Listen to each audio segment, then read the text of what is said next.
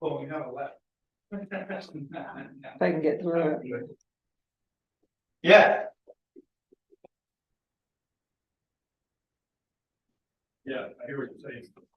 Well, we have a left. Yeah, there's nothing that's gonna be considered about money. And So we have just returned from executive session. And we, after discussion with our attorney, we do have a motion as a result of that discussion.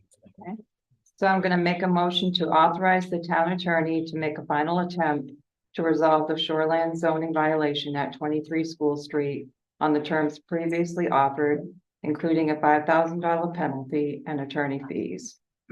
If agreement is not reached by November 14th, to include an agenda item on the November 14th meeting to authorize the town attorney to file an enforcement action in district court. I'll second that. Any further discussion? All those in favor? Carries. And now we'll catch up. Normal agenda. Should we try to make an attempt to get the people back that were on Zoom? I don't know how to get them. Well, Walter, I can email Walter. And Cheryl, which should come Yeah. back on. But we can go ahead and do something. yeah, I know, but I mean, just. So next is adjustments to the agenda. And John, I know you've got some. I have actually three. One is I'd like to have a very brief discussion about the Hicks plaque that was on the old bridge down at the gig. I think you saw that Neil Cambridge submitted a resignation letter to me, which I forwarded to you and let him know that you were now the chair, not me, and so I think we should take up that letter, and he also in that email to me requested that he be appointed an associate member of the Conservation Commission. And then one thing that I forgot to put on the agenda, or maybe I didn't, and Terry did, I'm not sure. We wanted to, we have $800. Let me just put it simple. I'd like to add an agenda item to expend some funds from a donation fund. Okay. And then we also need to add to approve and sign the initial municipal valuation report, which is due 1 November. Yep. Do that kind of late in the thing because I want to make sure we get a chance to look at it first before. Yeah, I must say, I hate getting these things I know. at the last second and they're due the next day. I don't know if we can convey that, to Kevin. I mean, that seems to happen all the time. All right, next is approval of the prior minutes from October 10th. I'll make a motion to approve the minutes of October 10th. I'll second that. Any further discussion, corrections, additions, comments? Yeah. All those in favor?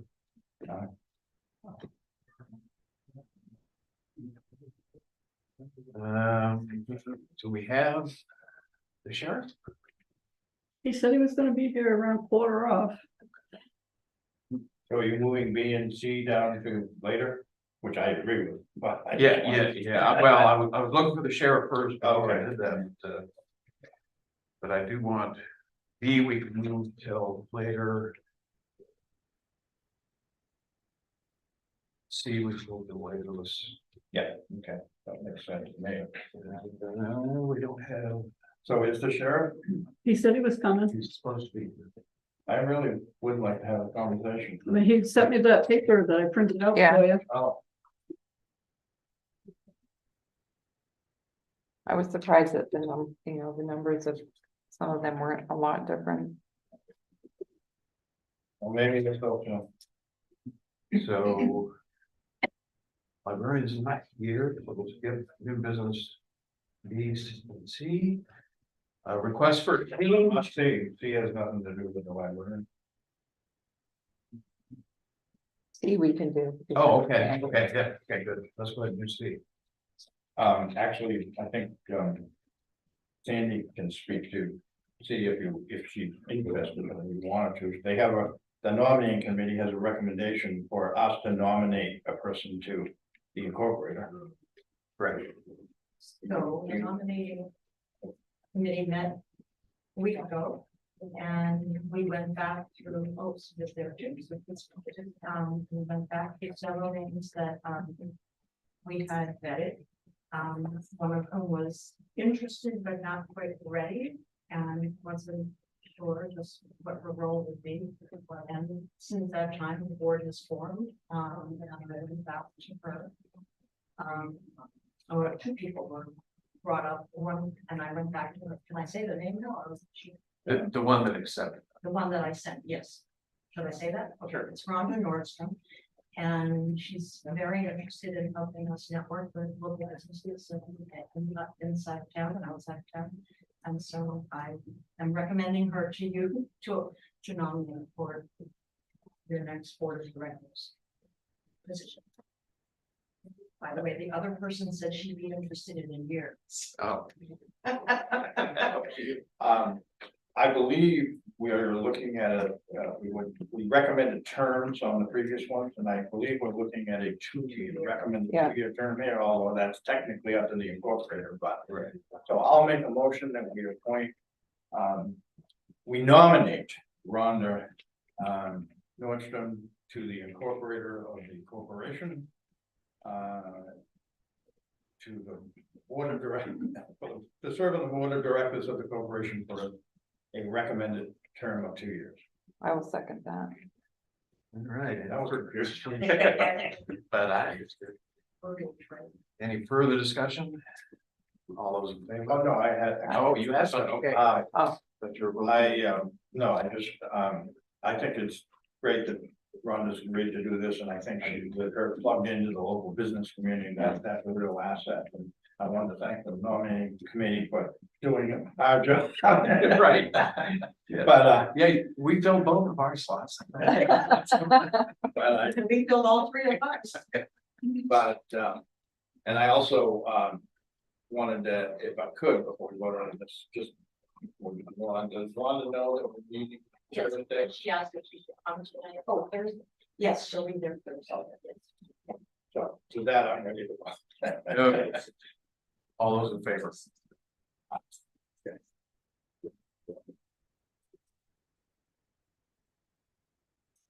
Would anyone object if I notified her if she was wearing custody? Oh, I think that's great. That'd be good. Listen, Sandy, I'm gonna notify her since she lives right across the street.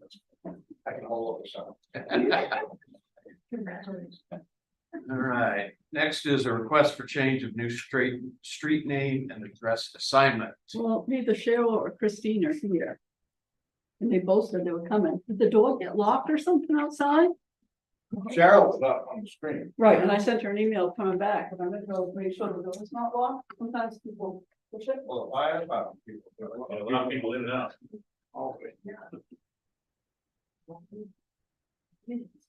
Maureen showed up while we were in executive session and sort of shrugged and left, but she'd be coming back. Cause she was on this. Oh, Cheryl. Yeah, Cheryl. Maybe people are waiting out there. It sounds like they are. Outside. Oh, you're kidding. But the sheriff, The sheriff. working. Yes. The fire department doors are open, but. Yeah, they got.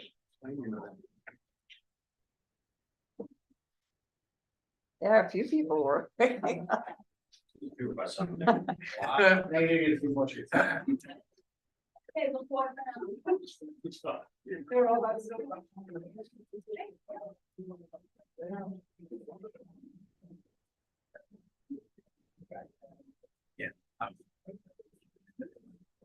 Okay.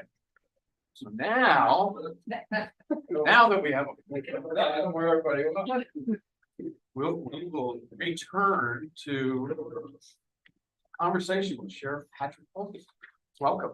Thank you. You want to come up here?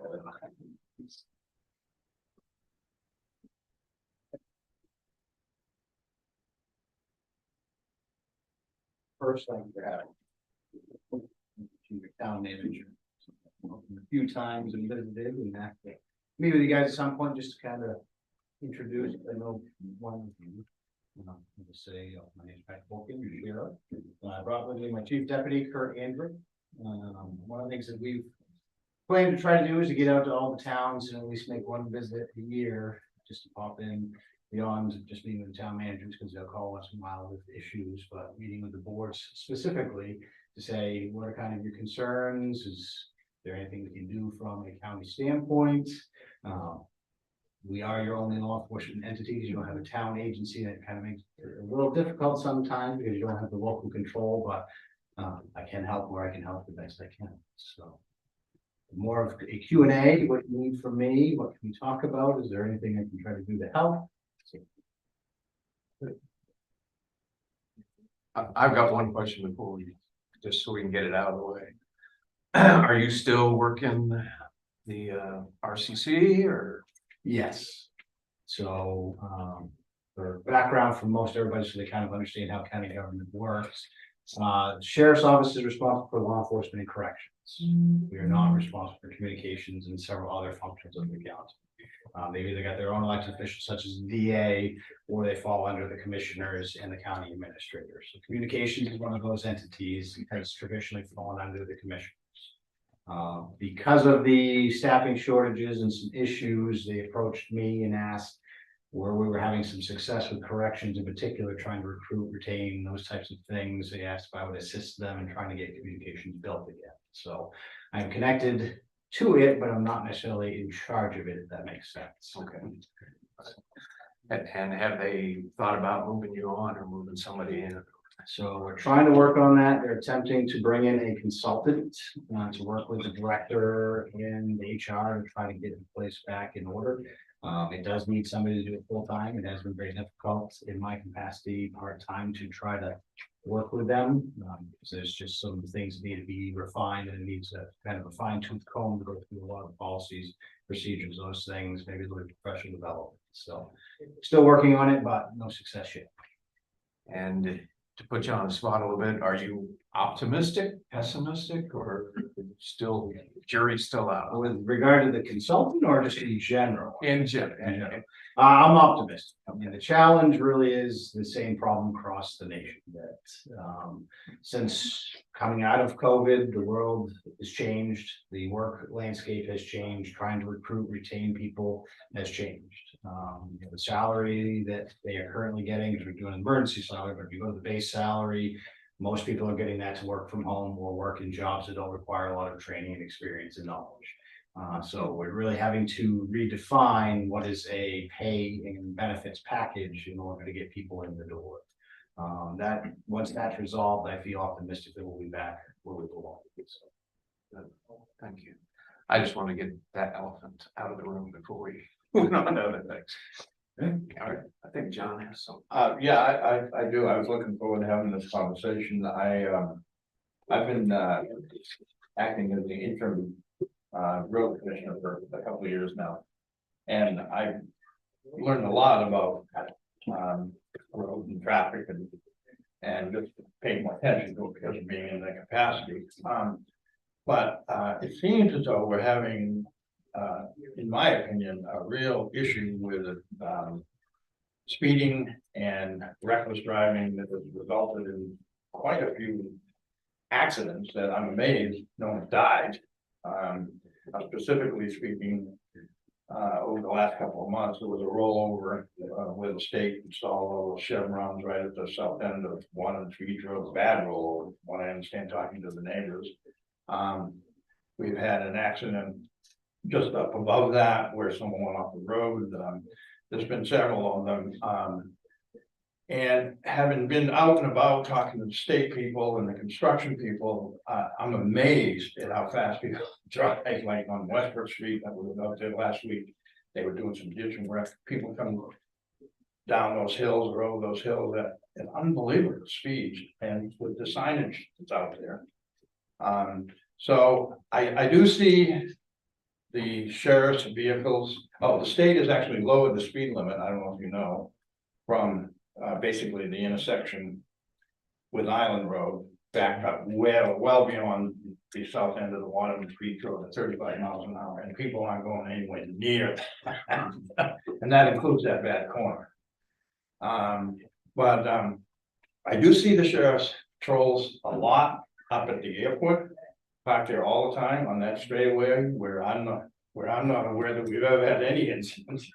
I know they drive fast there, but there's a few houses and it's a straightaway, the vision's great, you know, no hills.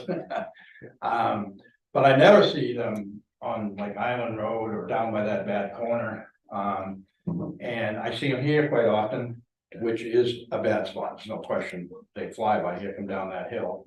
And that's been a spot over the years, but I guess I would just like your thoughts. I know you're stretched for manpower, I get it.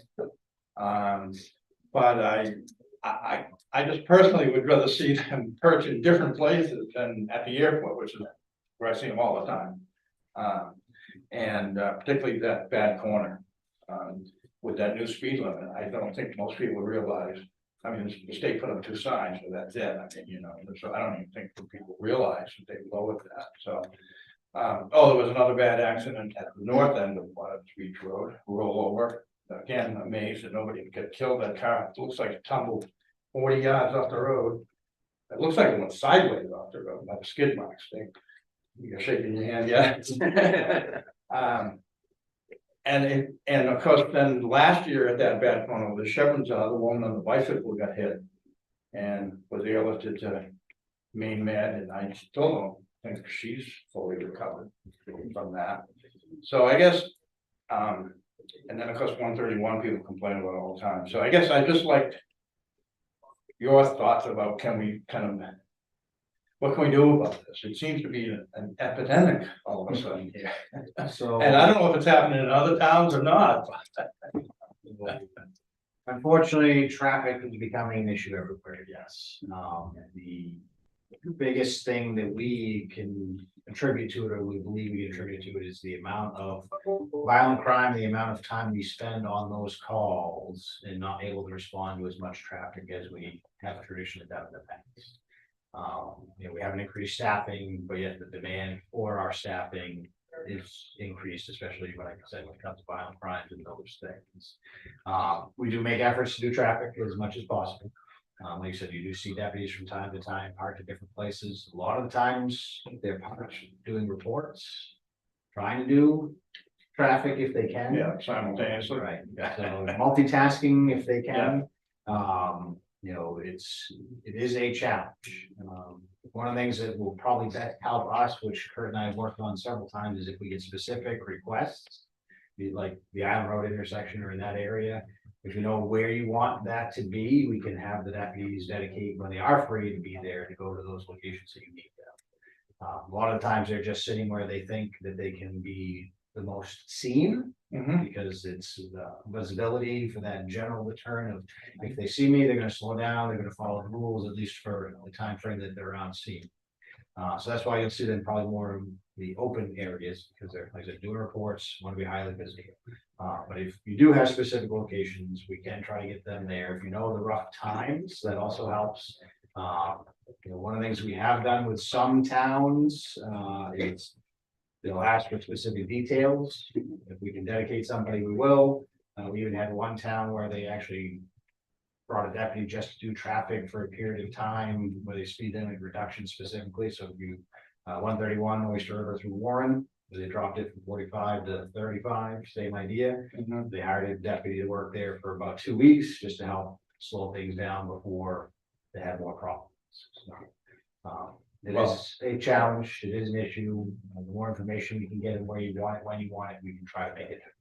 I don't know if the other two feel the same way, but I think particularly that corner with it, I mean, obviously the state has finally recognized that that's a dangerous corner. I mean, they put up very bright chevrons. They reduced the speed limit. Personally, I just feel that, and that is an area where you could I mean, I had a call from the people that live in the trailer across the street from that, wondering. They're almost afraid to go out of their driveway. They come up and take a right, drive down, turn around and come back into Rockland because people drive so fast on that corner. And, so that's, I don't know how you two feel, but that would be my number one priority, because someone is gonna get killed there. Or someone Someone been has killed. been killed. Yeah, So, And almost, somebody, and that woman almost killed. yeah. So, And to your point, the resources are stretched thin. The state police have had a trend to leave rural law enforcement. They are down 70 troopers right now, out of a complement of 330. And looking at maybe being down close to 100 state troopers, so they have essentially taken a step back from doing rural law enforcement. So we're losing that resource as well. Not to say they won't come, but it could take quite some time for that to come. And so we're dealing with that as well. So we've lost a resource as far as another partner, if you will, to help patrol the rural areas. So the whole state is going through this, not just Knox County. I understand that, and that's why I understand that, Washington's tip of friendship is a long way. I get it, and, but people say to me, where the sheriff, and I always say, well, they're stretched thin. I think they only have 2 deputies on at night. They got the whole county, and there's other priorities. So I'm not trying to be difficult, or I'm just pointing out that in particular, that corner and Island Road in the summer, because tons of people walk that road. Not so bad now, and it's not a great road to walk, but they do. So, well, if it's where you live, that's where you want to walk. right, exactly. So, but anyways, So I'll give you, I won't give you how many work per shift, but you've got 25 sworn law enforcement. They cover 24/7 for the. And that's, you figure an average work week of 4 days a week, you probably do the math, figure out how many are on any given time. So, yeah. And you have what, 4 towns that have their own police departments? yes, so. Camden, Rockport. They put the 4 of them together, they've got more law enforcement than the county has combined. Yeah. yeah, but I agree with him. I think the priority ought to be down there. I think Westbrook is. Yeah, Westbrook is better, is the other one. because it's just such a poor road. Yeah. I mean, 131 is bad as far as speed, but it's more open, so probably less happens there. And to the sheriff's point, as far as there are a lot of towns throughout Maine that utilize contract deputies. They will contract a deputy for dedicated coverage a week. Potentially a lot of towns, some towns do 20 hours a week of dedicated coverage. Some towns share a deputy, so they don't burden the whole cost of the full-time employee. Each town shares half the cost, so that's a very common thing that's happening in Maine. Cumberland County, Penobscot County, very common. I believe there's 8 different towns surrounding the Bangor area that utilize contracts. So, I mean, I'm not suggesting you bring it up tonight, but it's just, you mentioned more coverage, and I mean, that is an option, and it's becoming more commonplace to do that in Maine. So do you want to tell the story, or you don't want me? There's at least 2 of us on this board that survived a few years ago with made a recommendation that we hire a police officer On a contract. for our town and Owl's Head, 2 combined. And at the time, feds were paying a lot of money to do that. It was the first 3 years of it was basically going to be free. Right. Didn't even have to buy the leather or uniforms or radios. They would pay for that. So all you had to pay for after that was their salary and vehicles even. It's going to be a pretty good deal economically. The town, it was proposed to the town, and the town shot it down in overwhelming numbers. So the select board at the time, and I was not on the select board at the time, I think John might have. I was. They said, well, we still have to do something about the speeding, so they contracted with Knox County and brought in deputies, paid deputies from the town to sit at certain locations. At the next select board meeting, overwhelming number of people came to that meeting and yelled and screamed and pointed at the select board and said, we told you we don't want hired police officers in our town. And you violated what we told you. Yeah, matter of fact, I can't say this for sure, but one of those select board members ended up dying a couple days later. I don't know if it was related, but it could have been. But so I think there's at least 2 select board members that will not go down that path unless the town comes to us overwhelmingly with a petition, a drive, a push for us to do that. I just thought I'd bring it up. It's very common. And it was a long time ago. And it We're was, talking 13 years ago. It's very common that happens up throughout Maine, so. Yes. And I would say it wasn't, although it was very vocal and loud, there were a lot of people who I think supported the idea, but were so overwhelmed by the yes. ferocity of the opposition that they just. Yep, I agree. Yeah. And it wasn't just for speeding at the time, there was a huge drug paraphernalia being left at all the hot spots in town. So there was more than just speeding, but that is a path that I don't think either one of us would take. But I agree. I have some of our constituents that call on a regular basis. I tell them the same thing. You want it, you've got to go to your board, and then your board's got to go to the commission. correct. So otherwise, we're not gonna. But thank you for the option. Yeah, you're not the only town that has the same thing.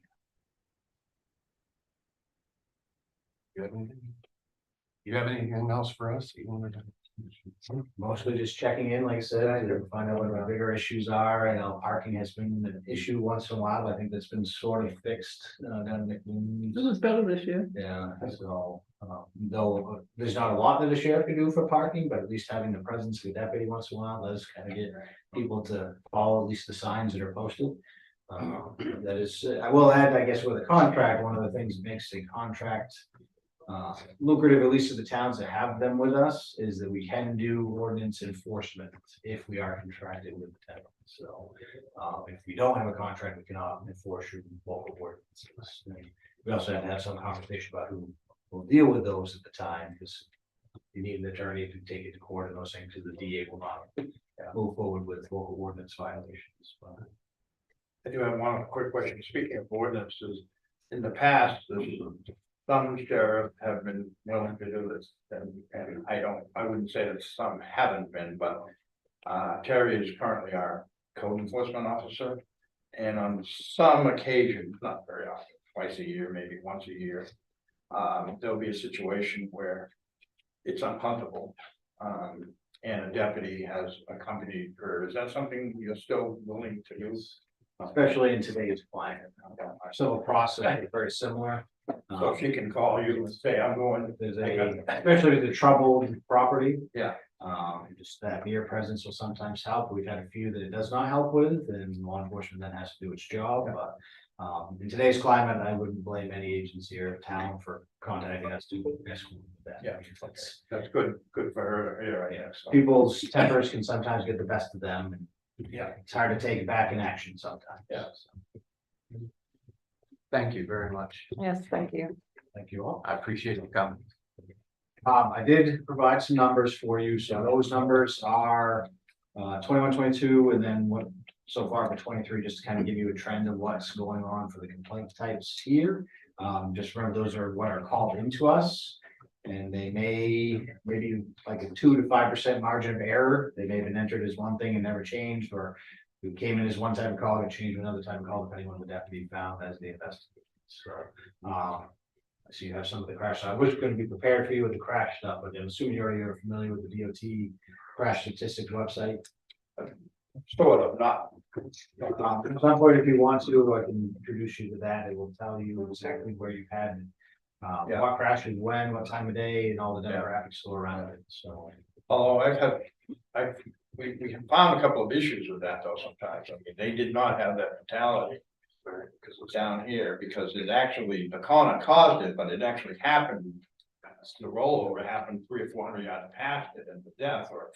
And so they weren't classifying it as related to that corner, which it was, but. So, you know, so those nuances. It's so we have electronic crash reporting, like you said, part of the issue is, though there's great data that can come from it. So much where this data is put in, right, and they only allow so many options as far as how many steps back you can go, and those things. I mean, your stats look optimistic, except traffic's down and violence is up, which is what it looks like. Yes, that is like I said, that's the trend we're seeing. Throughout every town, unfortunately. Hopefully end the violence and get back to traffic. There you go. You're going to stay. Thank you very much. Thank you. Sorry, you had to wait outside. Yeah.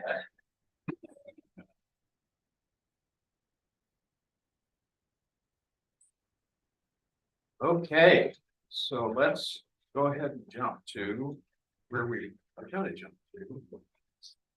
New business D, request for a change of the new street name and address assignment. Darryl never joined us. You know, Walter can't get back on, so Cheryl probably can't get back on. Really? Can you remain? Sorry, can you remain in the audience? I'm sorry, I tried to let you speak up here about it. So, you want me to go ahead? Yeah, I'll see if we can get Cheryl. Arthur, you wanna give us some background on this? You need to go up there? You can come up here, yes. But you can stay there if you want to, you don't need to. Well, I got an address from Cheryl Watt to request for naming of a road that her cottage and Christine lives on. Those are the only two people on Yeah, there is another lot, but there's a possibility of a third house getting access from it. But where there's two houses on it, it probably technically needed a road name. So Cheryl wanted me to ask for that, and I went down, took the matrix, and while I was up by Christine's, I looked around, and it didn't look like anybody's home, and I know that at that day, the pickup truck that was there the day I did get there wasn't there, so I did make an attempt to talk to her before. But didn't get to it until the day I told her that the addresses were changed. it. So where are we in the, how long ago did you, This was on October 3rd. okay. So has it gone to the post office yet? Has it become an official address yet? Technically, yes, it has, but yeah, but it can be easily, I took this quick change. Go the other way. It's not locked in stone. It generally takes, I have to submit it through, they call the geosync system, the main GIS.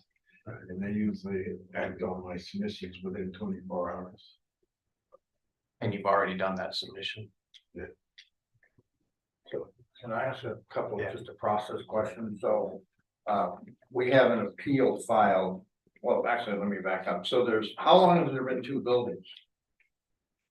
Two residents? Well, it's been. Can't say for sure, probably maybe 2 years.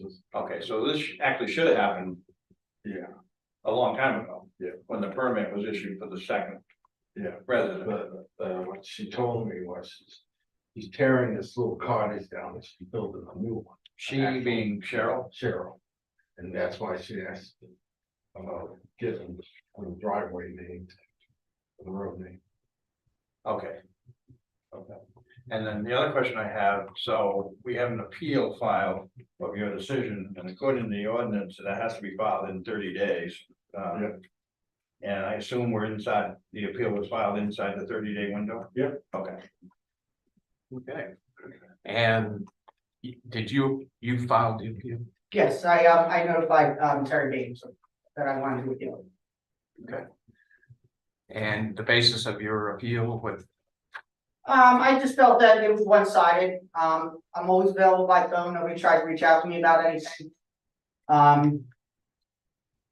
This is the third time that, that, South Thomaston has been used, resources have been used to try to harass me for Cheryl Waterman. whoa, what, And, what's that all?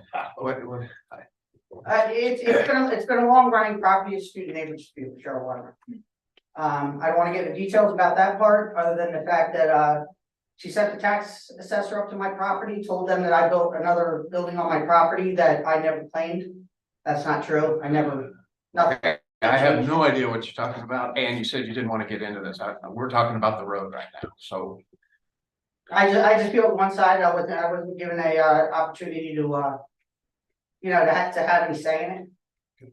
And you own the property where the second house is? Yes, I do. So Arthur, when you, and I don't know if there is a typical case here, but when there's when there's a road, I don't even want to call it a road, when there's a way with a one house on it and a second residence is built, or a second building, I guess, right, or a second on a separate parcel, because it could be a business, that triggers supposedly a road name, because now there's more than one on that same. Yeah, okay. And what is the typical process? Do you generally talk to both? I try to like Both owners? meet with them. Okay, and you did make that attempt here? Yeah. But you didn't have any luck getting with Chris? Not until I. And you did talk to Cheryl about it? Oh, yeah. And she proposed that it be named Cheryl's Lake, Cheryl's Lake. and you agreed to that? Yeah.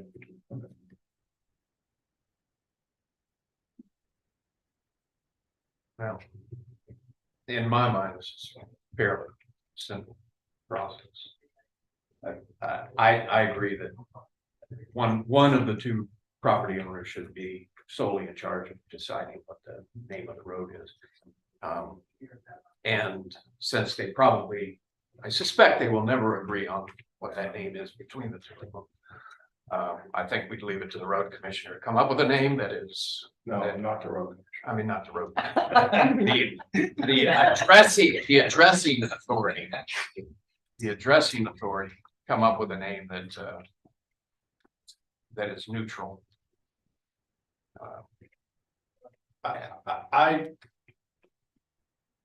Yeah, I mean, I tend to agree with you, Jeff, but I feel a little uncomfortable that Cheryl was tried to be here and is not here and got we kind of cut her off.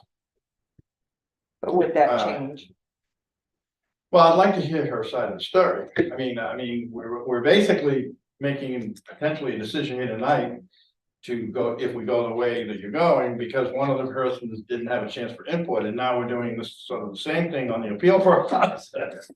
So, Which is why I'm advocating the neutral name that. yeah. I agree with Jeff, I don't because even if she were here, what difference would that make? You'd still say they're not going to agree. And and it's not really right to just take the name that one person decided it should be called. I tend to agree with that. I just feel like she got cut off. She wanted to attend this meeting. She got cut out of it because we went into executive session and she can't, Walter says he can't get back in, so I'm assuming Cheryl can't get back That's what I'm in. assuming. Huh? That's what I assume. I don't know Okay. why they can't get back in. So it's a process issue for me, but.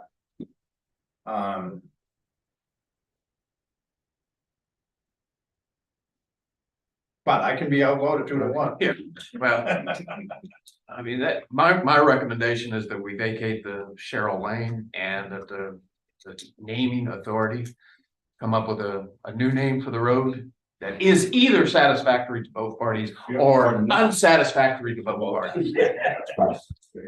But wait a minute, we haven't voted for Right. anything. So, and I'll make that a motion. I'll second it. So, I'm any further gonna, discussion? I'm gonna vote no, only because of the reasons that I just talked about. Then all those in favor? I, Opposed? Got it? Yeah. Got it? Thank you for your time. Sure. well,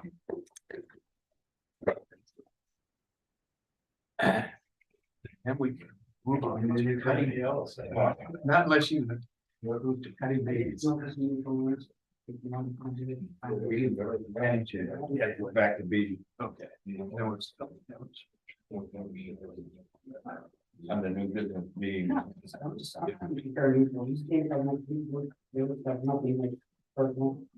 mean, go ahead, so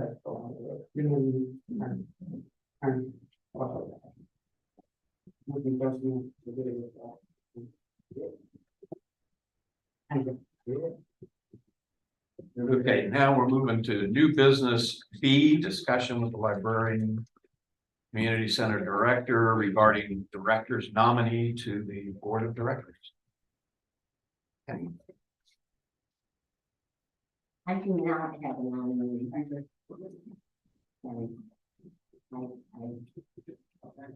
don't want that nominee.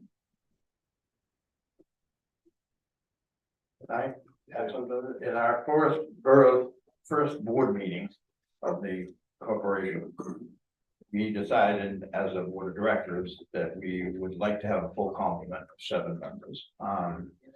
And we knew the work, there was, work going on to find someone for the select board's nominee. So, we decided as a board to send Penny an email, asking her if she intended to, nominate someone to the incorporator or not. I didn't hear back from Penny, but I'm assuming that was because she wanted to talk about it with the board of selectmen here. I don't know if that's the case, but I. That isn't, it didn't come through your town email, so I was uncomfortable with that. Right, because, and I did that purposely, because it's not, the board of directors is not a town entity, so that's No, why. but I- you are the select board's representative to that. I am, And, I am. I was uncomfortable with that, not coming through Yeah, your email, and it did come to the last meeting, but you weren't here, Jeff, so we decided. So we tabled, I just wanted to give you that background, so, because if Penny. I don't want to speak for the board of directors, but our feeling is that if Penny is not going to nominate someone, there was some discussion about if we would still like to have seven members, so if she doesn't. We would like to, the board of directors may consider amending the bylaws to have that position filled through some other process, and that's as far as we've gotten with that. We haven't had a discussion about the specifics, but we didn't want to do that until we knew whether Penny intended to nominate someone to incorporate or not, but it sounds like that clearly we have our answer. Okay. All right. And do you need anything from us? No, I don't think so. John, who's gonna nominate instead of Penny? I just said, we're thinking that we may come to the board Okay, with a proposed bylaw change. who's we? The That's the board board- of directors the may board of come to the directors, select board, Okay, that's what I didn't get. but we haven't even discussed what that would look like, or even if we will indeed do that, so. Yeah, and I am curious about that process. Would it come to the select? Yeah, board or under would the it go- bylaws, it does. Okay, It has to be proposed by the board and then submitted to the select board. Any bylaw amendments.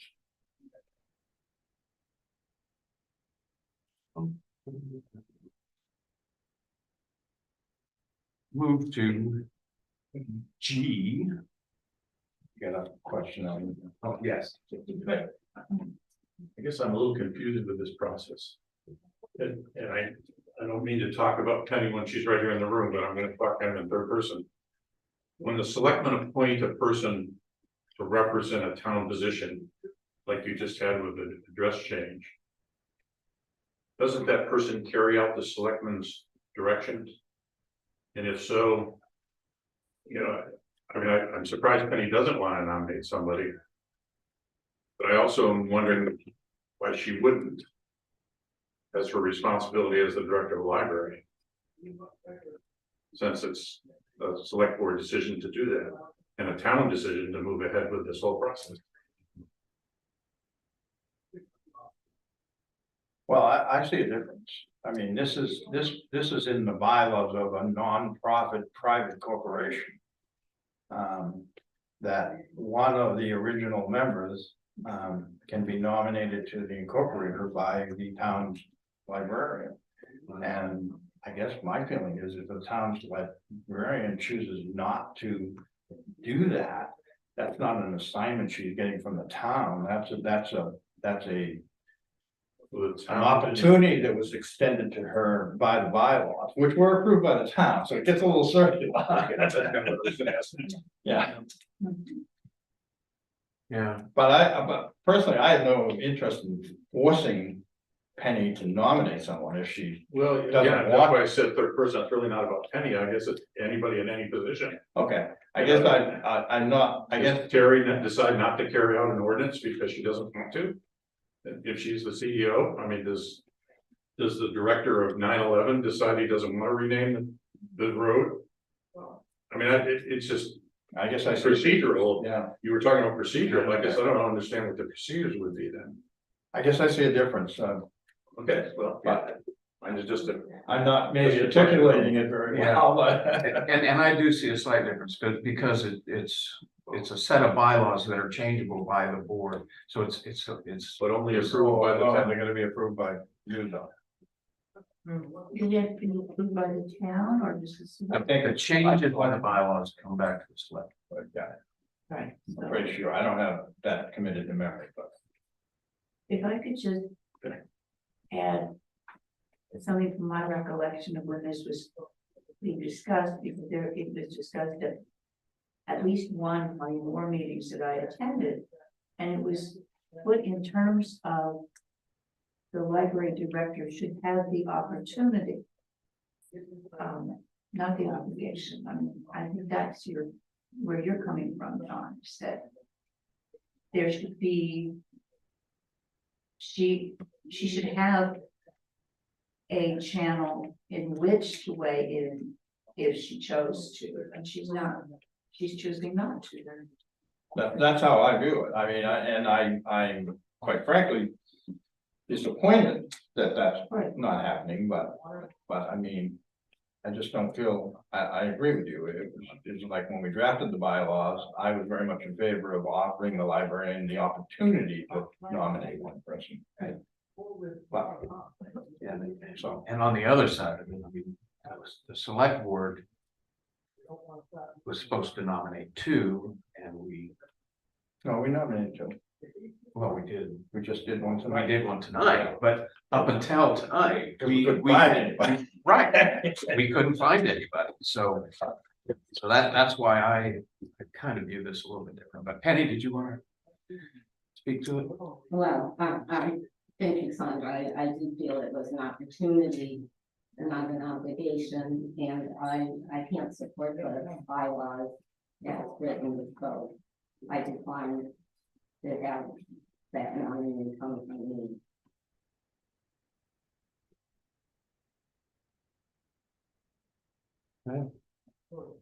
Ready to dismount that divorce? I'm good. I mean, I think the board, as the selectmen's representative to the board, I feel we have our answer. Yeah. I think the optics are gonna be very difficult, because for me, the town's gonna look at it as excluding the librarian who has a vested interest in the process. But, yeah, that's my last word. I wouldn't disagree with that. Okay, so I want to move to G, which is a discussion on the municipal purchasing policy. We currently say that department heads can expend up to $200. And if they go above $200, they have to go to the select board for approval. request was to go to 400, I believe. How long has it been at $200? A long time. A long time. I have no problem I don't with the either. 400. I do, having dusted off the purchasing policy and read it. I'm not suggesting we do it tonight, but I think I'm gonna, now that golf season's over on Sunday, spend a little time rewriting that and maybe coming back to you, because I think it's gotten stale over the years. I agree. So, I did. but I don't wanna follow this up with that, so I'll make a motion, we increase that, we amend that policy to increase that amount by $200 to $400. I'll second that. Okay, any further discussion? And you're gonna tackle that? Cause Yeah. I had. Oh, you did? No, but that's okay. No, That's all right. I've actually started it. Okay, yeah. So all those in favor? Aye.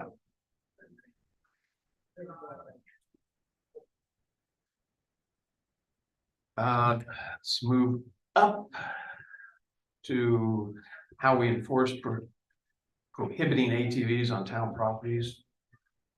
To the rear of the stump. Did you have any chance specific? No, you've answered them, thanks. Okay, Those are the two issues, okay.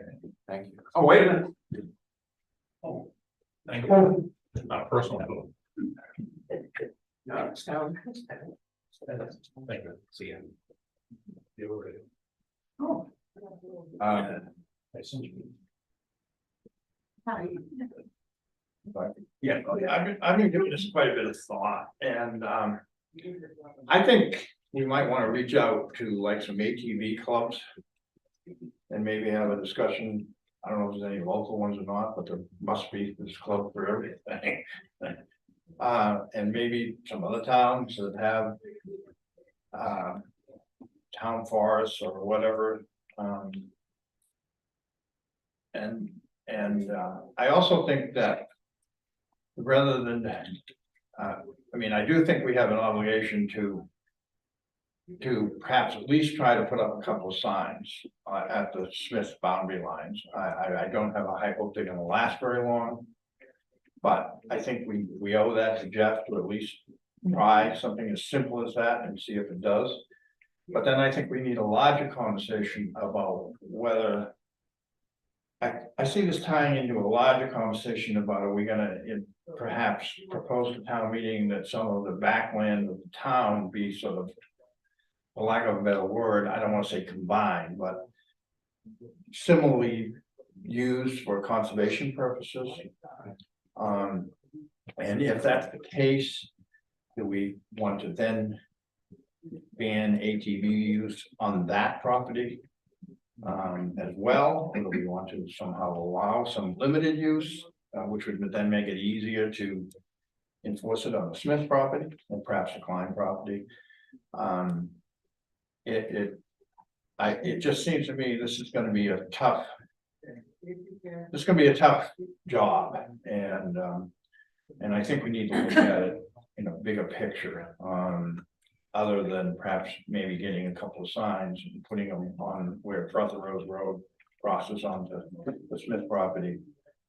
And perhaps where the Grissom. The road off the Grissom Road crosses onto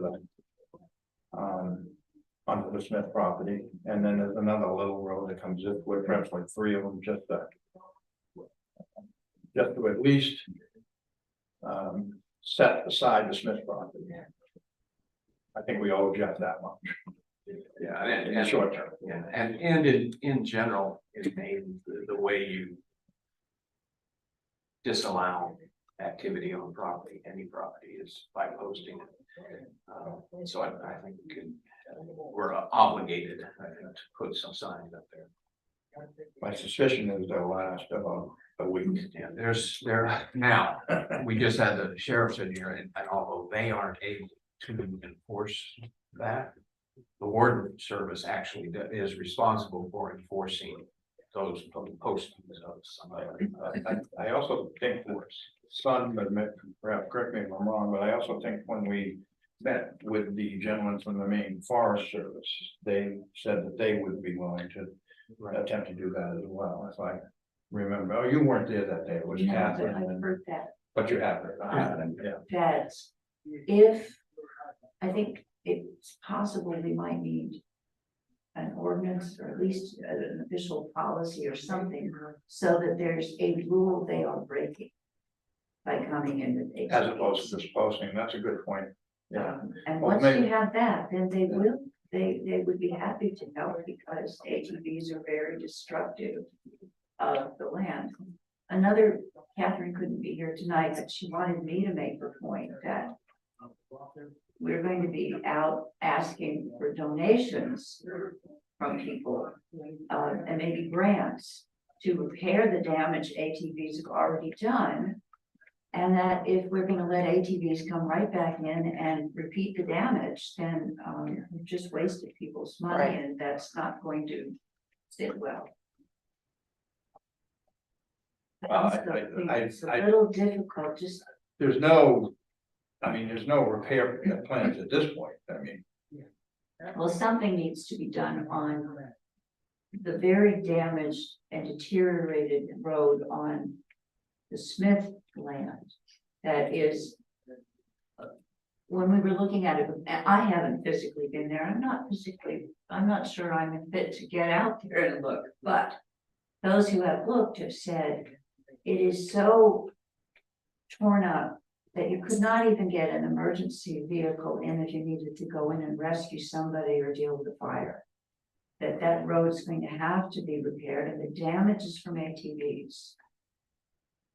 my impression is that's more the town road. I Not the think stump he's though. talking about but- through the land, but as I said, I haven't Yeah. been. Well, we need to talk more about that, but I think the first point you made. It was a great point, and I would suggest we have Terry talk to MMA Legal. To find out, some towns must have some policies or something that we can. Not reinvent the wheel and find out what we do need to enforce it, because you're right, probably a sign is no good. If you think of a parking ordinance, you can't just put up a sign, you gotta have an ordinance behind the Right. sign, Yeah. so. Well, I mean, it's a little different for land use. Right, but I think some policies, right, would be perhaps. But because IFW and the ordinance will enforce any post. On my private property, if I put up something that says hunting by permit, and I can guarantee you they will be out in those woods, the wardens. This weekend, if not any time else. And if they see any posted signs, they are free to enforce that regardless of who put them up, or even what the reason is. Well, this is not something I've had occasion to get really well informed about, but in other situations, a governmental entity can be held to a higher standard than a private landowner as to what they have to do and giving notice and so on of what the rules are. Yeah, not so much in the state of Maine. Oh, that could be, But I think a simple call from Terry to the MMA Legal. Right. Rather than us sitting here. But the point I'm trying to make is we also need to notify the warden service that we have property that is now. Right. Once we And get the signs up, and then we. they were clear that there needed to be signs. Correct. Posted. Yes, But that's because they it. will not enforce it if we tell them. They won't enforce it if we have an ordinance. They'll enforce it if there's a sign.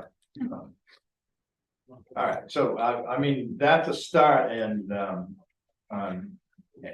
to Sandra's second point, I don't know if you were. I guess I'd like to ask you a question if I could, Sandra.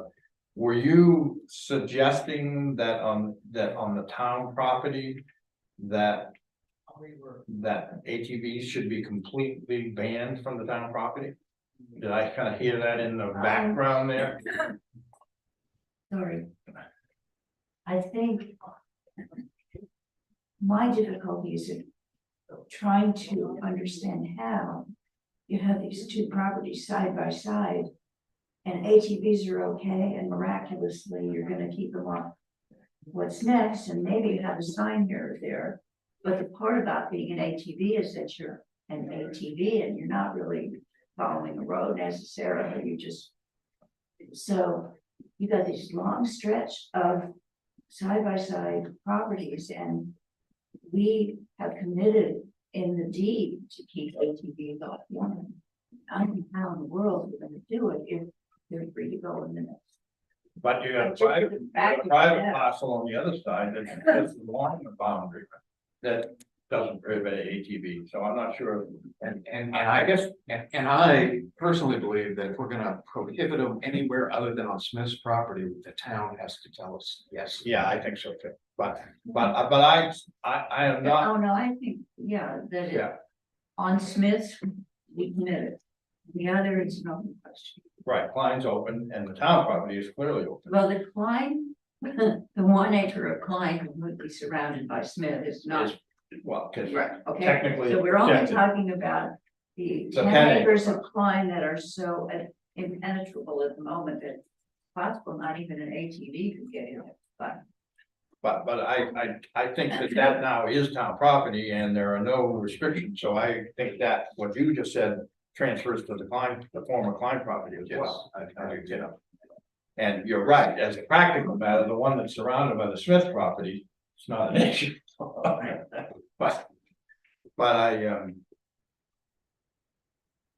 But I don't know, I just, something in my gut tells me if we can find some sort of compromise position here with the ATVers, and I'm not saying let them run free to destroy. You know, huge swaths of town land, which they're already doing. That we may, that I just don't want to dismiss that as an option to make this work. But we'll see where that goes. Okay, So we need to get signs, need to contact MMA legal and the Working Service. And we'll find out if there's any ATV clubs in the area. yeah, or towns around that have some more issues. Right. Okay, Well, and, maybe the land trust has. yeah, that's a good reason. And anything the Conservation Commission. I really think we need to start having this conversation in a formal sense, and maybe we can ask the Conservation Commission to come with a recommendation. That if we indeed are gonna propose, for lack of a better word, setting aside a certain amount of acreage in the rear of that to complement this, I think we need to start having that conversation. Maybe the Conservation Commission could come up with a starting point. Not tonight, but. I agree, we've been thinking about it and. Yeah. Starting with what we would, hoping to do is have a meeting with a neighbor and with the person on the land trust with the trails. And one thing we'd like is their help kind of figuring out how much of the town land it would even make sense to propose or go into conservation. And then, of course, there's that nasty little wrinkle about the 20 acres we're not sure about the ownership of. Maybe that's for another day. Maybe, have you ever heard of the sleeping dogs? Yeah, right. Anyway, yes, we are thinking about it and we're hoping to be able to make some progress and ask maybe in December. It might take us till then, and that's. We're fast approaching the season where ATVs are less damaging. Right, Correct. once that ground gets frozen. And snowmobiles are allowed on the street. And they don't do any legal damage. Yes, sir. I've got a question. Are ATVs, are they licensed? Do people pay excise taxes like they do on boats and trailers and automobiles and everything else? They're just registered, they just pay a registration fee. So, okay. They technically should probably pay personal property taxes, but that opens up a whole can of worms. So, I mean, but if we have a list of all the registered ATVs, why couldn't, I mean, you form an ordinance and then send out a letter to all the registered ATVs? I'm assuming that it's somebody local, all right, that has an ATV that's destroying that land, you know? Yeah, not necessarily. Not necessarily. Yeah, I think they could come over from St. George side. Cause that's St. George. Well, just plus they beyond. truck them in. Plus they come down the trucks here and park. I mean, I saw a caravan of trucks come in one day. So, when I but was probably here. the bulk of them, or a lot of them. Well, I'm just trying to figure out a way to put people on notice Yeah. that, you know, this is going on and. You know, try to minimize the damage. Hmm. That is a fine start to have. Everybody who's registered in South Thomaston on notice, Hmm.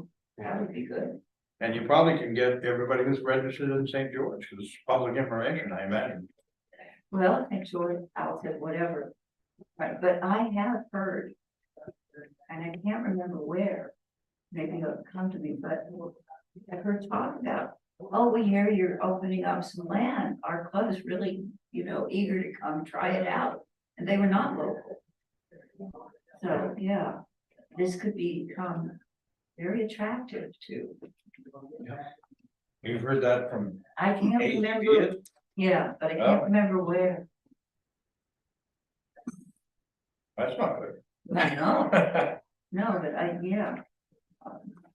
Terry, Could can be you Pandora's see box. how difficult it is to come up with that list? It would be difficult. I don't believe. With, Well, Hannah's with not here. mailing address?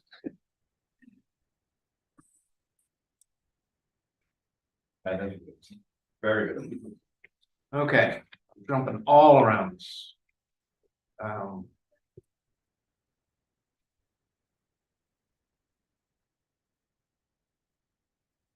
X-Plat.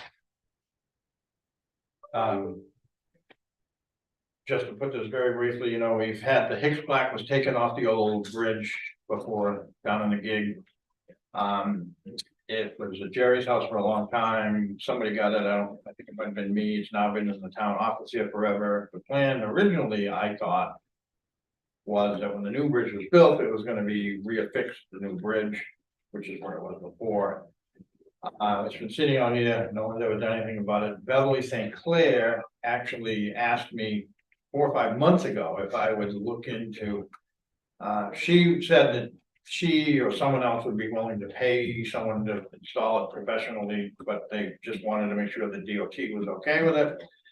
And I called DOT 4 or 5 months ago, and somebody was supposed to get back to me, and they never did, and I forgot about it. She reminded me again. This time I did get in touch with the main DOT's lead, the landscape architect.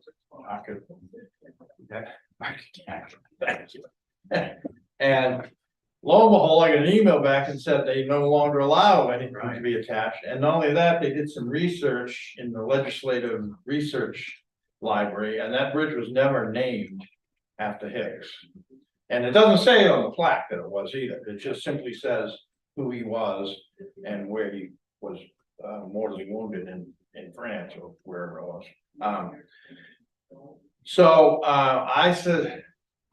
I suggested to Bev that perhaps it made more sense to install it out where the Hicks Memorial is, rather than on the bridge, particularly if the bridge is not named after him.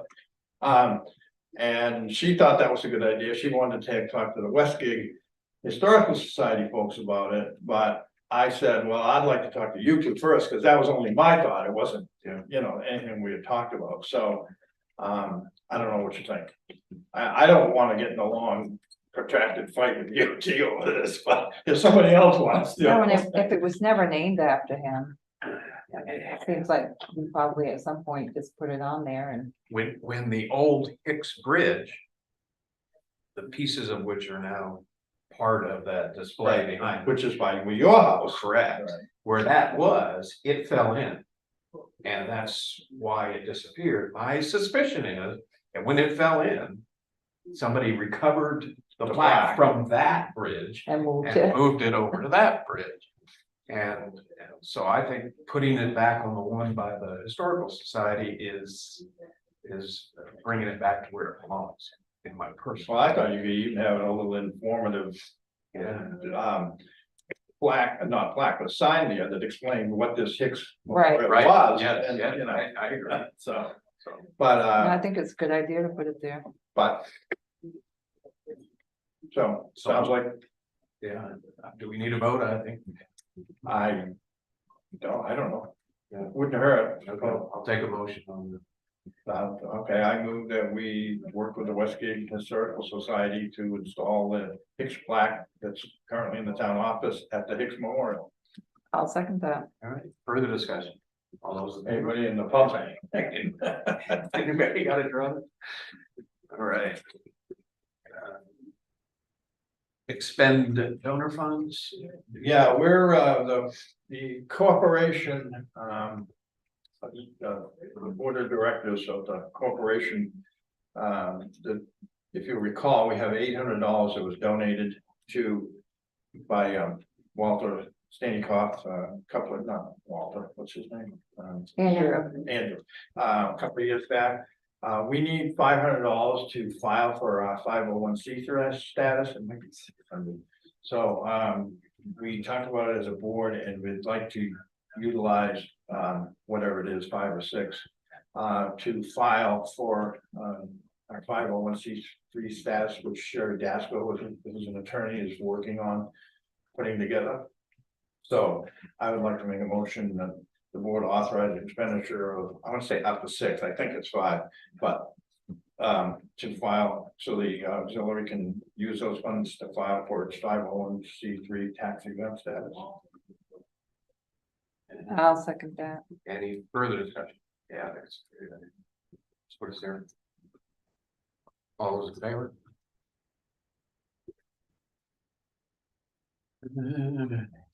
Accept the resignation of Neil Cambridge from the full committee? No, commission, right? He's on the Conservation Commission.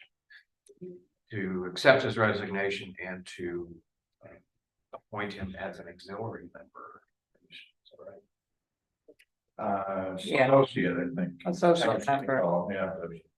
And they don't, associates don't have terms, right, Terry? Right. No, they do have terms, They do? 2 years. 2 years? Yep. Okay. So would you amend your motion for 2 year? 2-year term, okay, I'll make that a motion. I'll second. Okay, Sue seconds. All right, any further discussion? All those in favor? Aye. It's good to keep somebody With regret. involved in it, Yeah. yeah, with regrets. Yeah. So, Terry, could I ask that Terry put up a notice that we're looking for a member of the Conservation Commission? And maybe one more time hit the planning board and alternates and zoning board and. Yeah. But put the Conservation Commission first.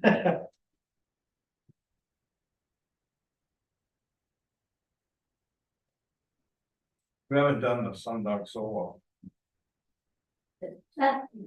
These last 3 items are on. No, they were adjustments to the agenda. Okay. Now, have you already discussed the update on the building lease form?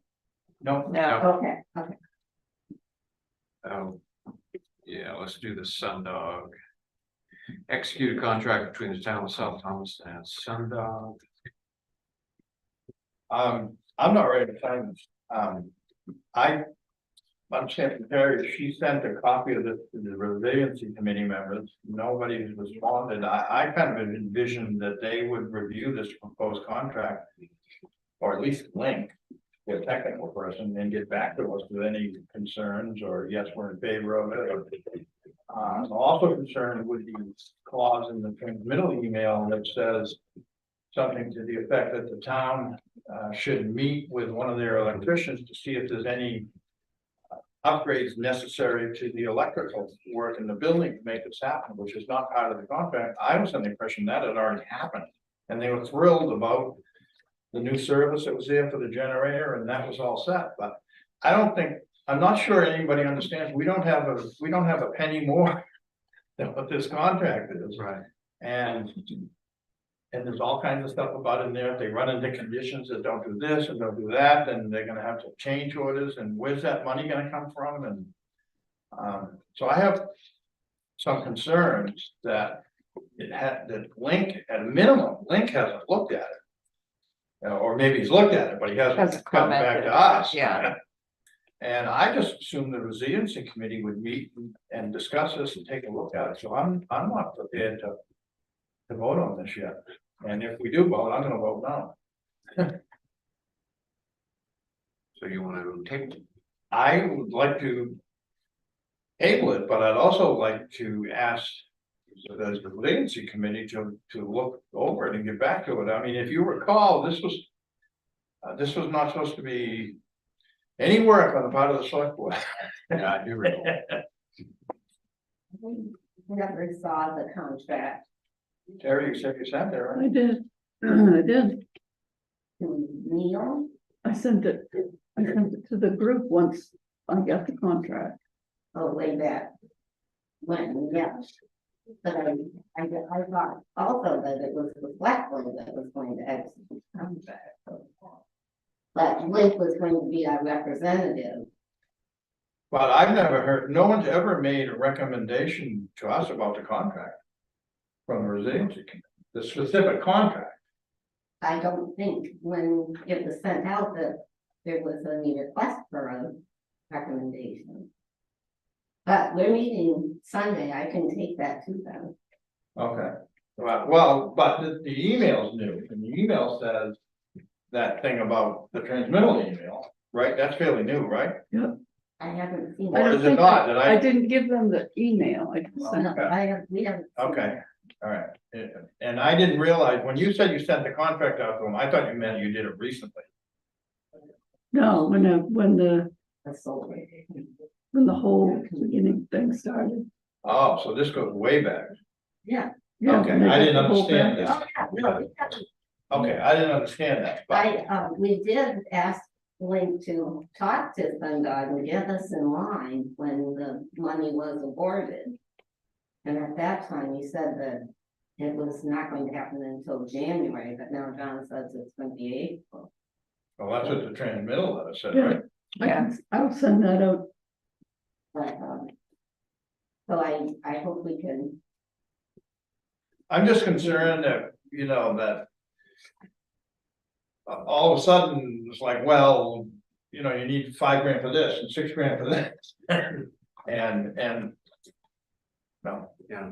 I don't wanna repeat myself, but I mean, now that we're ready to actually sign on the dotted line, I never read it before 2 days ago. I thought it just came in based on the date of the email. It did come in again then. Okay, so this is the second time it's coming. Yes, it was a So- contract with the beginning All right, stuff. so it may even be different from the first one. I mean, I never read the first one, so. So send it to them and have you guys consider it. And you're gonna meet when? Sunday. This Sunday? What time? to, Feel about. never be a Zoom link. Well, I'm sorry if I caused any confusion here, but my concerns remain the same. Right. I agree.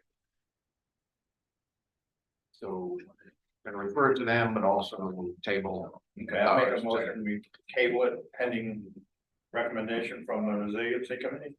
Second that. Further discussion. All those in favor?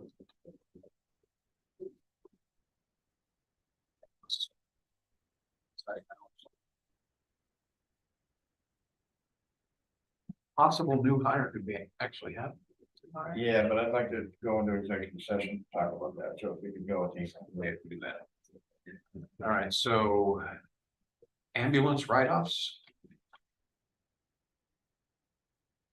I did talk to Terry. Terry gave us, we can't mention the names, of course, here tonight, but some people are paying, right? Some people have paid in full. Other people are making payments. Some people have totally ignored us. A couple of people have filled out the, as I understand it, the waiver form and have gotten a waiver, correct? I guess I'm on the, Terry's saying how long, I understand it, Terry, your question is, how many times should I go at this? The max you've sent out so far is 3. Mhm. My personal feeling is we should send out one more and say that if we don't hear from you by such and such a date, we're gonna turn this over to a collection agency. I don't think it's fair to let some people are out there struggling to make payments Right. and other people just ignoring us, thinking it's gonna go away. Well, and they've seen it go away, I know, you know. but there's a new sheriff in town. That's my thought. Well, I think I've discussed this ad nauseum in the past, but I'm willing to go along with your recommendation.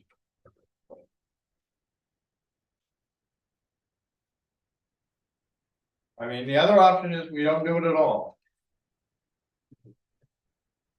But I'd like to see what this does, if anything. And maybe we'll decide then not to do anything at all and we can pay back those people who paid. No, I Okay, I I'll think make that that's- a motion then that we send a fourth letter out and fourth letter indicate that if they don't pay by a certain date.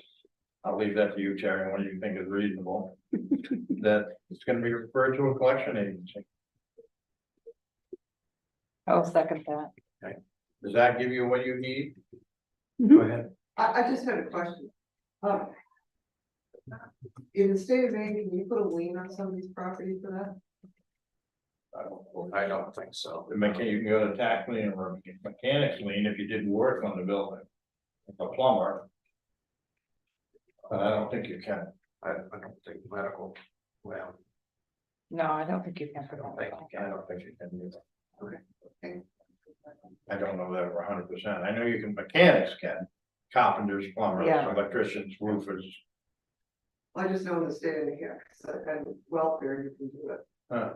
That's what I used to do all the I time. don't There's a welfare office. Have you ever heard, seen or anything? I never, I think I've seen Penn Bay put a lien on. But that's so different. yeah. Well, Maine Medical will take your friggin' house, all money, so I'm pretty sure medical, you might wanna check. But a lot of these people aren't even residents. Yeah. I mean, some are from, Some, Right, of the ones that haven't paid, only one's a resident. right, It's just a question. I Yeah, just wasn't yeah, I sure know. what your laws are. so my question, Terry, does that give you what you need, what you're asking? Yeah, I just wanna know how much longer you want me to keep sending them on it. Yeah. so that makes it four, That'll be four. and that one. But make sure this one's clear that if they don't pay, it's going to a collection. Pay or make, Or make a rate. Or make a rate, Pay. right, yeah, yeah. At including. least they'll contact you. Right. I mean, in some cases, it's just a matter of filling out a one-page simple form and putting a signature on it, and you're out the hook. Okay, all those in favor? I, We might even wanna say, if it's referred to collections. A hardship waiver will no longer be an option. Yeah, I think it would almost go without saying. So it might, if it's referred to collections, hardship waivers would no longer be able to. So that might get people. to fill out. right, Yeah, because once collections take it, it's out of our hands and they don't care. Okay, update on the building use form. And not sure.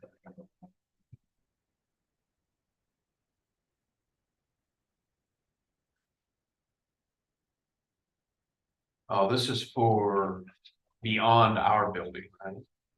This is for any municipal. I think they suggested that we have one form. For all our buildings. Which makes sense to me. Yeah. So, are you charging for the use of this room? Does that mean I will have to impose a charge for use of the? No, not necessarily. but they want insurance. Yeah, I mean, For groups, for what groups? for outside groups. So does that mean like if somebody is there teaching yoga or ballet or cribbage, that they need to be insured? I would say if it's not I think that's the first thing that needs to be defined, and I think it's clear on the ends, it gets gray in the middle. Right. If someone like your son's private for-profit business Right. wants to meet there, that's cool, that's not open to the public, that's Right. clearly, an outside group.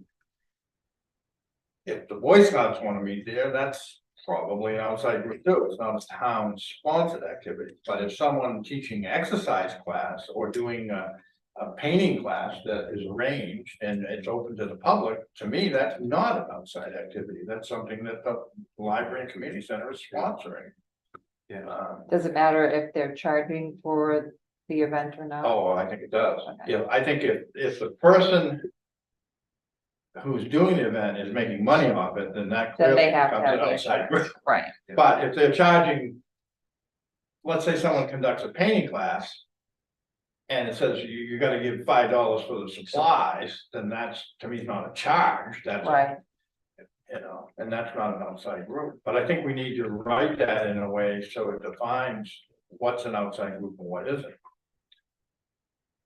But we don't need to charge, I mean, we could charge, but we don't need to charge. No, but. When I was reading this, it sounds like it would be $75, Yes, she said it was the It's cheapest, the cheapest. the cheapest That for would be them to, crazy. right, to get the liability insurance. and I don't know if that was a one-time thing, Right, or if like that was It's annual, every event. huh? for every each every event. Every event. So like if an outside group came in once a month, they'd have to pay that every month. Mhm. Where does 75 come from? There's an insurance company that will sell. MMA has, it's not MMA insurance, but they provide Terry with a referral to a company that it's called, what's it called? Gathering, something gathering. Gathering. Who needs insurance? Well, that's what The we, homeowners association, do they need insurance? well, MMA would like to see it, but it was said, they did say at the end, it was a recommendation. How did this get brought up? I don't even remember how it started. I don't know, we started talking about, You asked if we had a building use for me. we didn't know. Oh, yeah, because we have one here, and then actually, I think I brought it up, because then I got thinking, we're getting a lot more exposure down there now, because Yeah, they've been so successful with what they're doing. right. They are ever here. So, Well, what happens at most other municipal buildings that well, they that was bring where I was stuff like going. that in? I think we should maybe try to gather up a few. But we don't have to charge insurance. She made that very clear. You mean charge, We don't have to charge. require that they have insurance. But is it their inference that if something were to happen, that somebody got hurt at something that they were doing, that we would then be responsible? Oh, yeah, they would definitely, yeah. And we probably would be sued anyways. Right, I mean, let's say, take the example of Jeff's. I mean, if a private company went in and held that, and somebody. I don't know, it was something left in the corridor and they tripped and fell.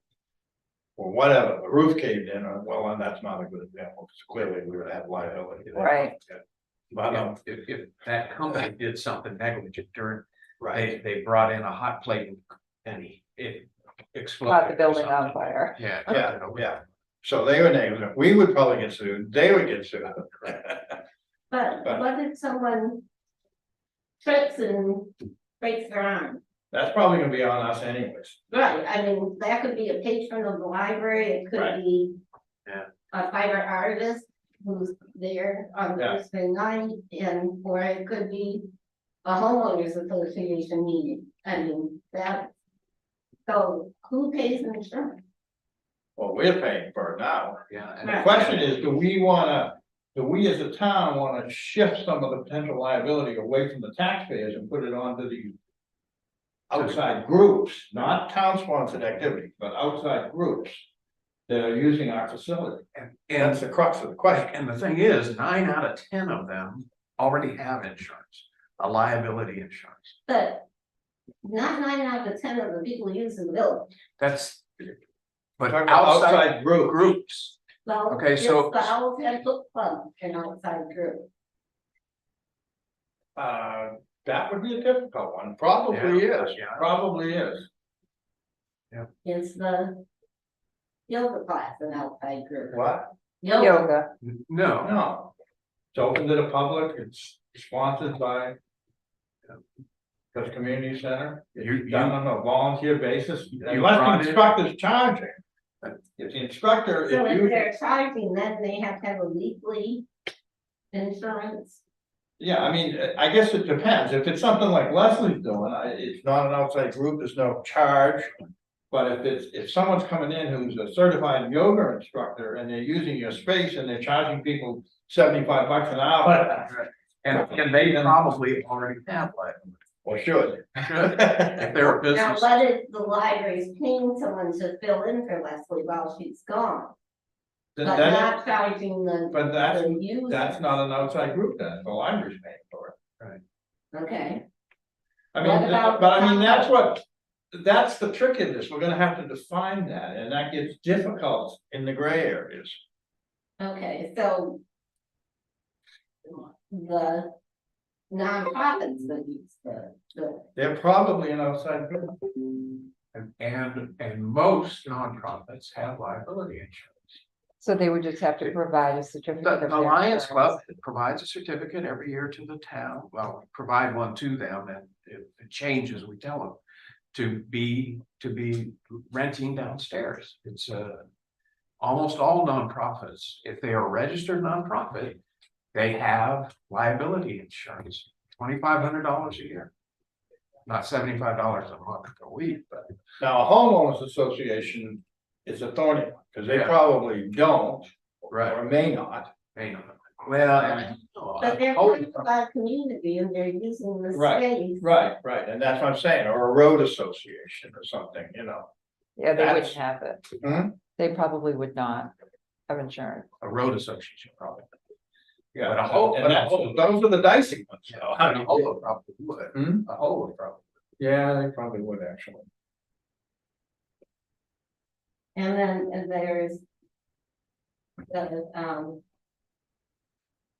well, the governmental ones, I assume, don't have to.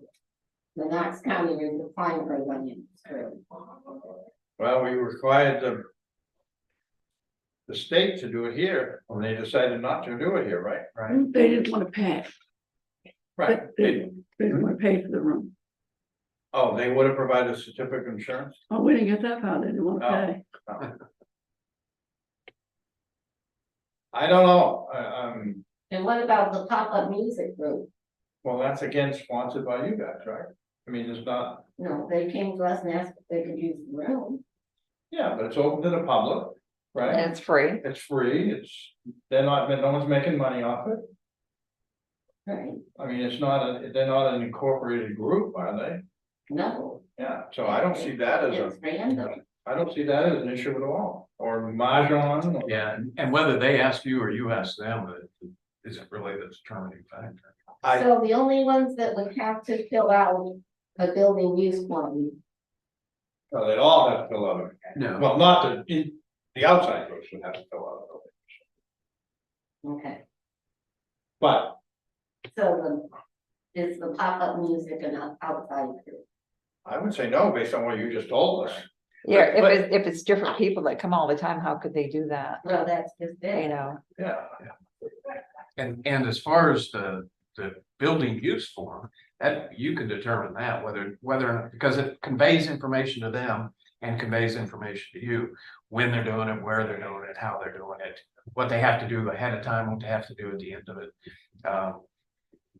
And that's the other purpose of that form. It's not just to collect money or to require the insurance. And so on the form, you say insurance required, insurance not required. so is the pop-up group run by somebody? Is there somebody that's typically consistently there? Well, one person sends out emails.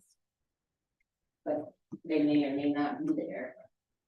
But they say, yeah, we're gonna be here. but even if it's a public, not an outside group, but a public like that, you still, I assume, want somebody to kind of be in charge. Well, we're in charge of the Okay. building. Okay, so So then, you're there to open up You're there to and close it? Okay. I mean, there's a couple of people, like the yoga class that's there tonight, that I trust. to Yeah. Yeah. Lock the doors. But even in that case, you have someone that, at least in your mind, you have a Designated. designated person. You go back there, the lights are still on and the doors are wide open. You know who You to know go what back to, right? And I'm not giving out keys.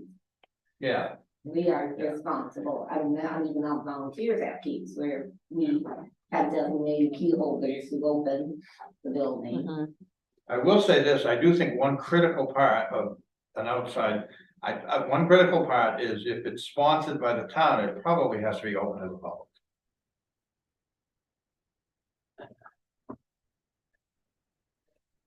You can't deny participation. Maybe I'm wrong about that, I'm trying to think that through. Yeah. I suppose in a yoga class, you could say you're not fit for this yoga class, but I Or mean, you can't just come and watch it, no, you have to yeah, participate. yeah, I mean, and there might be some things that are open to the town. A specific audience, I could make the argument. that you could. yeah, I don't know. But I think it's gonna be, I think we can probably find some forms that pretty well define this in other towns, I'm assuming, Yeah, bigger towns that have. yeah. But I think the key is we need to keep it simple. And so a weekly organization, they have to fill it out weekly, or can you say, okay, every Wednesday? I would think you I should think be able to do it, annually. Yeah. yeah, Okay, so in the monthly meeting, those can, Annually, I would say, anything you know is gonna be consistent. or even if it deviates a night or two. Yeah. It's not, you know. You can say typically Once, Wednesdays. or something once a like month, that, or once a month, week, Yeah, yeah. I mean, we can come up with a form that. But I think the big question is, are we? You know, do we want to require insurance for outside groups that don't have it? Or are we gonna say, okay, we'll take on that liability?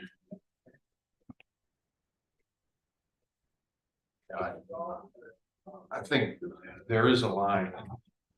Yeah, and that you have to define, and it's gonna be tough to do. Yeah. Um, But there is clearly a requirement in my mind. To defer that risk away from the town and towards that entity. And in almost all the cases, especially since we're talking about. Community center activity, which would be for recreational use. Where it's negligence, it's gross negligence, actually. Where it would even come into play. And there's an argument to be made about not relinquishing the town's protection from the Tort Claims Act that protects us anyway. Because the way the Tort Claims Act is, it's $400,000 is the max you can be sued for, even for negligence. Or the amount of your. Or the amount of your insurance. So if you have somebody who has insurance for $2 million and you become an also insured on that, now your insurance is no longer 400, your risk is no longer 400,000. Yeah, hopefully that risk is transferred to them. Correct, that's the whole point. Right. But Well, it feels like we made some progress. I think we need to try to write up a definition.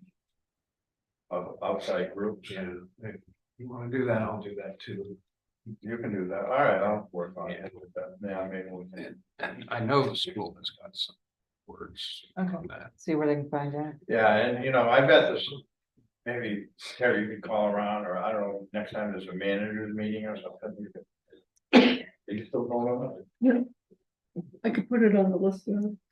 Yeah, building use forms and policy. Not just forms, but policy. And you said risk management sent a sample policy. Can you send that over? Yep, I didn't put it in the packet. I think you did. Oh, she didn't. And by the way, I think this is a good problem to have. I think it shows I agree. that we're having successful activities down there. Did you want this in the next meeting? Probably ought to keep going on. Yeah. You think? Well, we skip the next one, put it on the. Yeah, okay, that makes sense. Month from now. rather than 2 weeks. Okay, what do we got left? Discussion of an employee evaluation process? Can we table this again? Yes.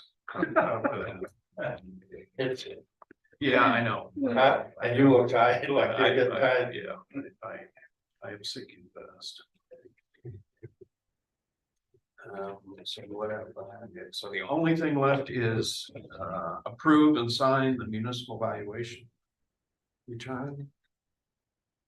And I did peruse it fairly quickly. I don't think there's any surprises, 100%. I am interested in the numbers, but I'm, they're not critical.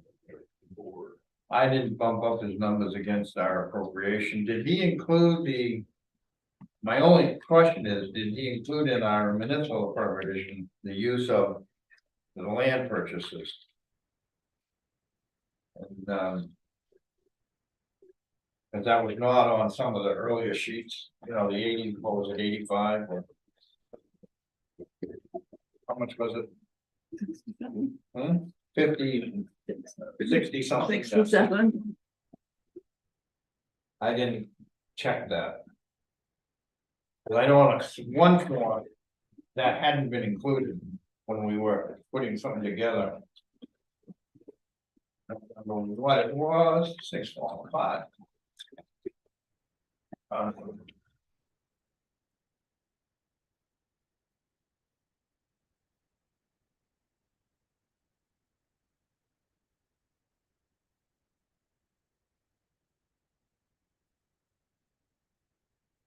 Okay, got 23 town meeting and.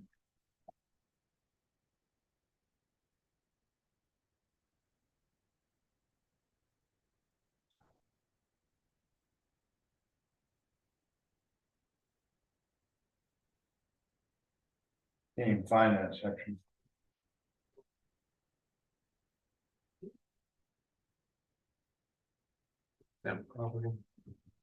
No, it's here, it's on this last page. Where the municipal. Appropriation is. How do you come up with 1964? That doesn't jive with what you sent out. This is the latest. Got the town meeting numbers on it. You got 1897424. He's got 1964424. How much is that off?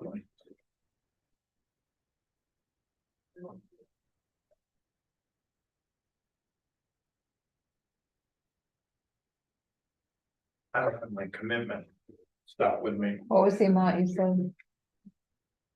Well, so stuff that Terry's been out says 1897424. And he's got 1964. That's it. That's the difference. I think 1964424. So this doesn't have it. Okay, Maybe. I don't know. What is it not? So what's the difference? Is it the 67? 67, Looks like it is. yes. Yeah, 67 different, 67,000. So does. So do these numbers not have that 67 or? I know it's hard for you to look at. let's pull it up. I suspect that's the case.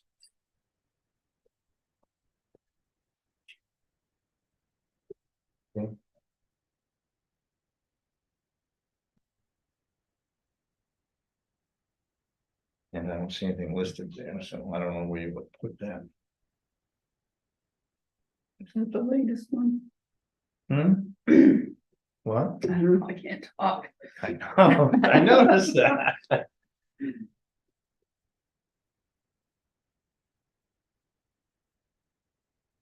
Let me see if I can find my.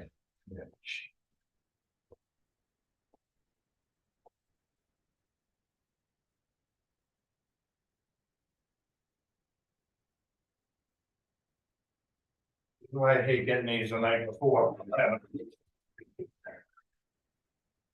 I mean, all the other numbers worked up. That's so. Now see here, we got. No, that's.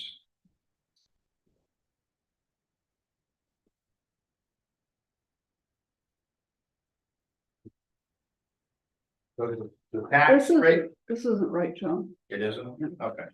I have the. this So, one right here. Huh? Well, it came from you. But this one I sent out on 7/30/2023. I don't know. who sent that or not. Okay, so you're numbering their jives with his, You wanna see? no, You should do. no, I don't.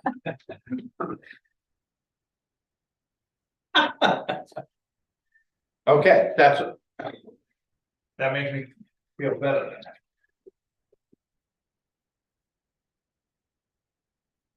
So I will we approve the municipal evaluation 2023 municipal evaluation return. I'll second that. Any further discussion? All those in favor? Good. Now, if you know. So the signed copy is where, Terry? In the folder. Okay. And you need that signed tonight, because it's due tomorrow. Two places. Sign it or- Nothing like last minute. No, I think this is the one page. Let's do two.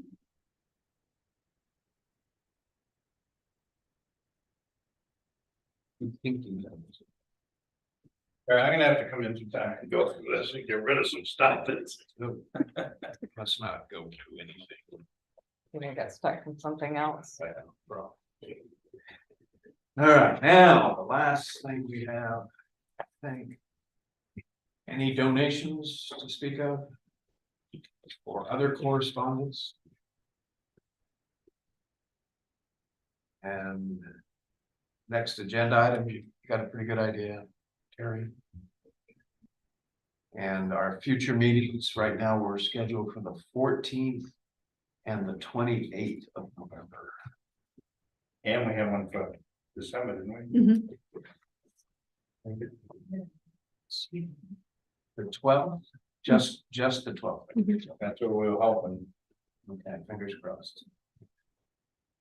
This is the 12th of December. Yeah, that's what we said. Okay. I think. Mhm. So,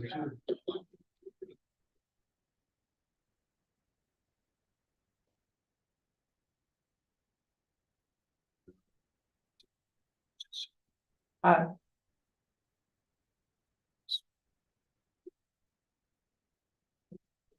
Yeah, right there. Okay. I'll sign the other thing. okay. So. Get ready to go into executive session. Anything else? Last chance. Did you do public comment earlier? Oh, that's right. Got public comment. Oh, yeah. for items not on the agenda and having to do with the town, please.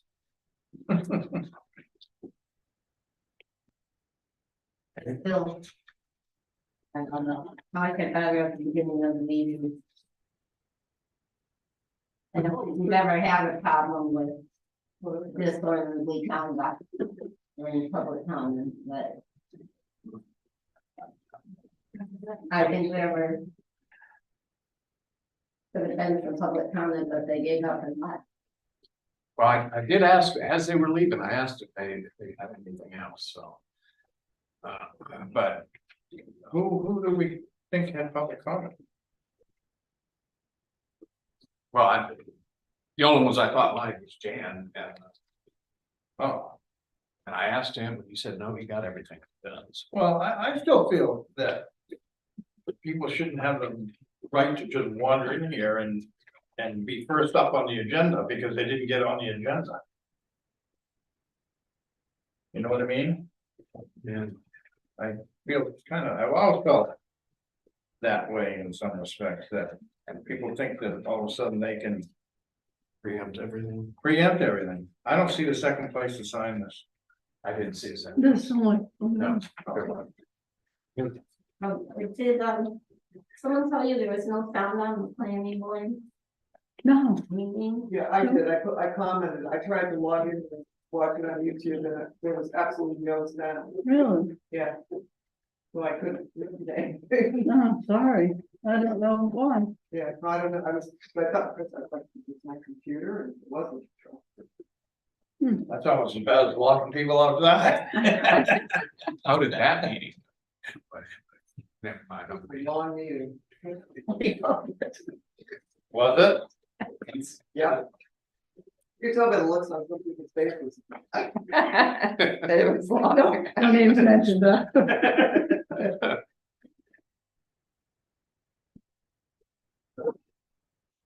I move we enter executive session pursuant to Title 1 MRSA 4056C to discuss a personnel matter. I'll second that. Those in favor? Thank you.